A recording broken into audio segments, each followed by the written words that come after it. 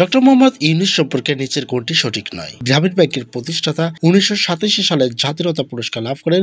2006 সালে অর্থনীতিতে নোবেল পুরস্কার লাভ করেন অন্তর্বর্তীকালীন সরকারের প্রধান উপদেষ্টা। সঠিক উত্তর 2006 সালে অর্থনীতিতে নোবেল পুরস্কার লাভ করেন। এই কথাটি মিথ্যা। চলুন যাওয়া যাক ব্যাখ্যায়। ডক্টর মোহাম্মদ ইউনূস বাংলাদেশের নোবেল পুরস্কার বিজয়ী ব্যাংকার ও অর্থনীতিবিদ। তিনি চট্টগ্রাম বিশ্ববিদ্যালয়ের অর্থনীতি বিভাগের একজন শিক্ষক ছিলেন। তিনি ক্ষুদ্র ঋণ নামক অর্থনৈতিক ব্যবস্থার জনক হিসেবে সমাদৃত।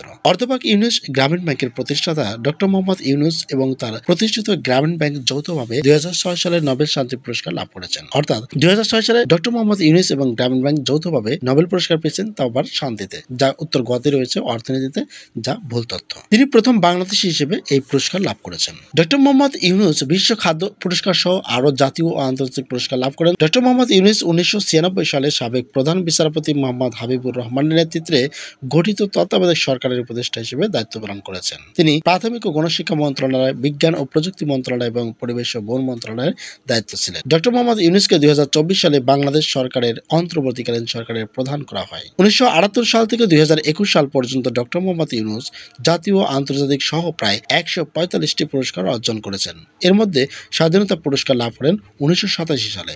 উৎস: জাতীয় তথ্য বাতায়ন।